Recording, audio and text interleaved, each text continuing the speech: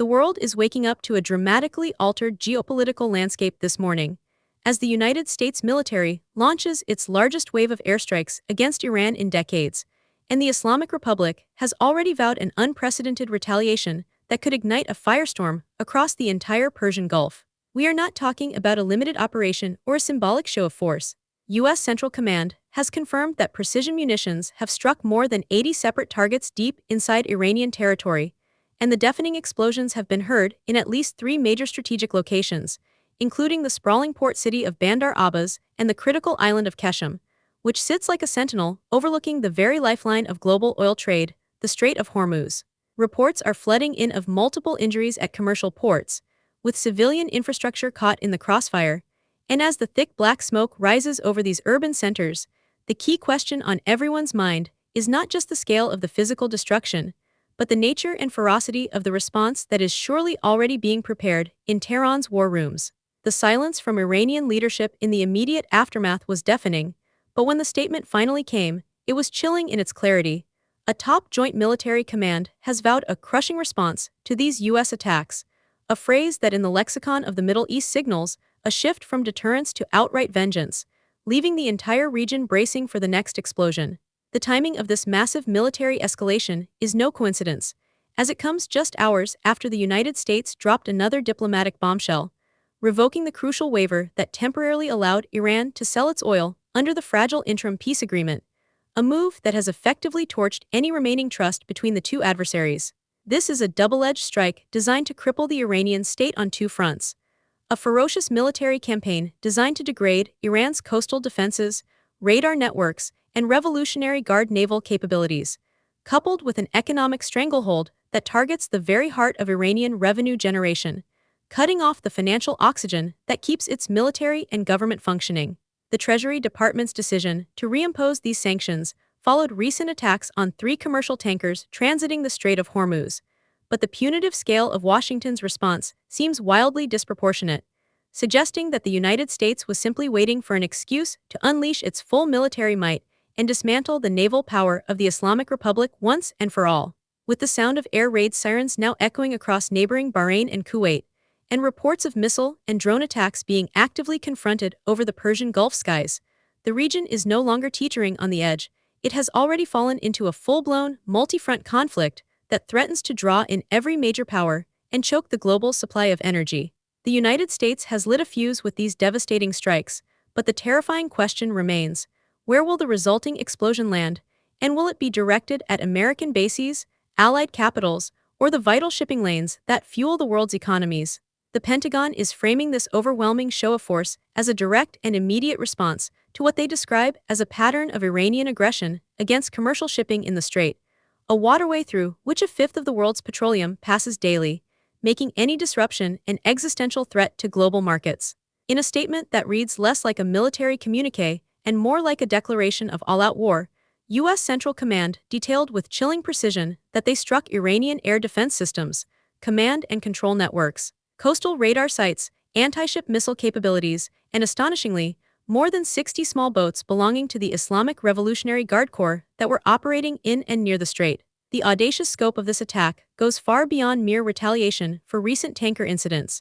It is a calculated, surgical effort to permanently sever Iran's ability to project power over the globe's most important trade corridor, effectively blind its coastal defenses, and eliminate the swarm tactics that the IRGC has perfected over decades. But what happens when you destroy a nation's coastal radar and missile batteries without completely destroying its ability to strike back? And what is the point of degrading air defenses if the adversary's response comes not from the air, but from a barrage of ballistic missiles launched from hidden inland positions that remain untouched and fully operational? The Americans have punched hard, but they have not knocked Iran out, and in doing so, they have awakened a determined adversary who has spent years preparing for this exact scenario, stockpiling missiles, positioning proxies, and waiting for the moment to unleash their own devastating counterblows. However, the political and diplomatic implosion triggered by these strikes is perhaps even more devastating than the physical destruction on the ground, because it marks the complete and utter disintegration of a landmark memorandum of understanding that was painstakingly negotiated in Switzerland just last month, a fragile peace accord that was supposed to chart a path away from conflict. Iran's chief negotiator, who also serves as the Speaker of the Parliament, has issued a stark and ominous warning, accusing the United States of major violations of that agreement, specifically pointing to Article 10, which mandated the immediate lifting of oil sanctions on Iran's petrochemical sectors as a cornerstone of the entire deal. By revoking the waiver and reimposing these crippling sanctions, the U.S. is not just breaking a promise, they are dismantling the very foundation upon which these delicate negotiations were painstakingly built, leaving Tehran with a stark and impossible choice: capitulate entirely to American demands or escalate the conflict to a level that Washington never anticipated. The Iranian Foreign Ministry has already gone on the record, holding the U.S. government directly responsible for what they term repeated violations of the memorandum. And in a fiery statement that signals a definitive break from diplomacy, the chief negotiator declared that the era of bullying and extortion is over.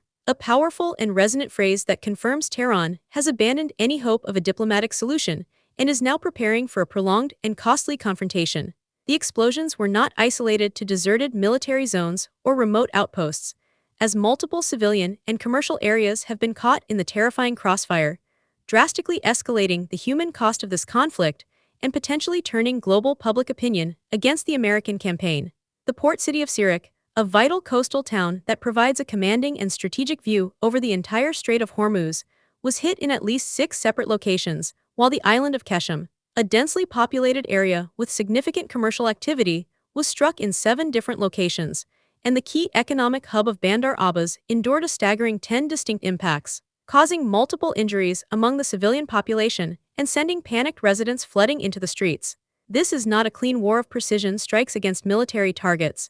It is a violent and chaotic eruption that is impacting everyday life, turning bustling commercial ports into scenes of absolute chaos, destruction, and human anguish, with emergency services struggling to cope with the scale of the carnage. The international community is now watching with bated breath and growing alarm to see if the United States will acknowledge these civilian impacts,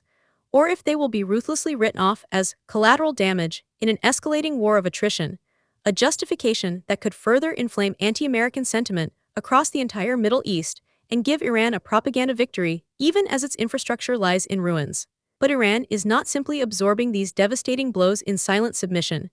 They have already announced their crushing response, and initial reports from reliable sources suggest their retaliation has been swift, massive, and dangerously targeted at American military assets spread across the region, expanding the battlefield far beyond Iranian soil. In a direct counterstrike that underscores the terrifying potential for a widespread regional conflagration, the Islamic Revolutionary Guard Corps has released a formal statement claiming they have successfully struck more than 85 locations belonging to the U.S. military across the region, specifically targeting the American Fifth Fleet headquarters in Bahrain and the Ali Al Salem Air Base in Kuwait, both of which are critical nodes in the American military network. If this claim is verified by independent sources, and the Pentagon is forced to confirm these losses, it would mean that the conflict has already spilled far beyond Iran's legal borders, making the entire Persian Gulf a live war zone and forcing the U.S. military into a purely defensive posture to protect its own vital assets, ships, and personnel. The situation is volatile beyond measure, and the world is now waiting with held breath to see if this massive counteroffensive represents the full and final scale of Iran's retaliation, or merely the opening salvo in a sustained campaign that could target American allies, oil facilities, and even commercial shipping lanes for weeks to come. Beyond the immediate physical danger and the terrifying exchange of missiles, the decision to reimpose oil sanctions is a dagger aimed at the very lifeblood of the Iranian state, threatening to plunge an already fragile, war-torn economy into a catastrophic freefall from which it may never recover, fueling internal unrest and desperation. Iran has been under crushing, suffocating sanctions for decades, and it has just emerged from a bloody and exhausting war that lasted 12 agonizing months, where its industrial base was heavily damaged and its infrastructure left in tatters by relentless bombardment. Now, just as the country was desperately hoping to use its oil revenues to rebuild, restabilize its currency, and provide basic necessities to its beleaguered population, the United States has callously cut off its financial lifeline, reinstating sanctions on the critical petrochemical sector that provides the overwhelming majority of its foreign currency earnings. This is not just economic warfare in the traditional sense. It is a deliberate, ruthless strategy to strangle the nation's ability to fund its military, pay its civil servants, import essential food and medicine, and meet the basic needs of its 80 million people, thereby creating internal chaos that could destabilize the regime from within. The return to this maximum pressure campaign creates a devastating paradox for the ongoing peace talks, as the United States is effectively asking Iran to negotiate its own surrender while simultaneously destroying the very economy that gives it any semblance of leverage at the negotiating table, making diplomacy an absurd and pointless exercise. The Iranian Foreign Ministry is already holding the U.S. government fully responsible for these repeated and egregious violations of the peace memorandum, and with the central promise of sanction relief now unilaterally revoked, Tehran has absolutely zero incentive to remain at the negotiating table or to comply with any of the restrictions it previously accepted. If the United States is unwilling to implement its own Article 10 of their jointly signed agreement, then the entire document is rendered utterly meaningless, potentially leading to a complete Iranian walkout from negotiations and a rapid return to the nuclear brinkmanship that preceded the war, including a potential dash for a nuclear weapon. Just remember, this country has been under sanctions for decades and has just endured 2 devastating wars within a single year, and the only way this nation can breathe or somehow generate some vital revenues is by selling its oil. Now, with the sanctions reinstated over this critical sector, the country is being systematically deprived of its lifeline, and that is why this move has the potential to further increase the pressure on the Iranian economy to a breaking point, while simultaneously jeopardizing the memorandum and the entire ongoing negotiations. The question that now haunts international diplomats is whether Tehran will respond to this economic siege by walking away from the Nuclear Non-Proliferation Treaty and openly developing a nuclear arsenal, a red line that would force even more drastic military action from the United States and Israel, spiraling the conflict into an even more dangerous phase. The reverberations of this conflict are not confined to the shores of Iran and the military bases of the United States, as the entire Middle East is being inexorably drawn into a confrontation with potentially catastrophic consequences for global security, energy prices, and the stability of allied governments. The fact that Kuwait has now confirmed its air defenses are actively engaging incoming missile and drone attacks, while Bahrain's Interior Ministry is urgently urging its citizens to remain calm and proceed to the nearest safe place, paints a terrifying picture of a region that is now effectively under siege from multiple angles. The primary question is no longer whether there will be a response from Iran, but how much of the region will be consumed by the flames of this escalating war, and whether the United States and its allies can withstand a sustained and multi-layered campaign from Iranian proxies across Lebanon, Syria, Yemen, and Iraq, all of whom are now likely mobilizing for their own attacks. We are standing at a terrifying precipice, where the United States has made a calculated bet that overwhelming military force can break Iran's will and force it into submission. But the lessons of history suggest that a cornered, desperate Iran is far more dangerous, unpredictable, and resilient than a negotiating partner who sees a path to economic relief. The U.S. has just conducted its largest offensive strikes since the fragile ceasefire was signed in April, but Iran has responded with its largest counterstrike of the entire conflict, meaning that the relative calm of the past few months has been decisively shattered, and we are now entering a new and terrifying phase of open warfare. As we look toward an uncertain and dangerous future, we are facing a conflict that could completely shut down the strategic Strait of Hormuz, cripple global oil prices, send shockwaves through international stock markets, and drag nations across the region into a chaotic and bloody conflict that none of them can fully control or predict. The entire world is holding its collective breath, waiting to see if the assassination of a fragile peace deal and a devastating wave of airstrikes will inevitably lead to a catastrophic new era of regional conflict, or if the sheer potential for mutual destruction and economic collapse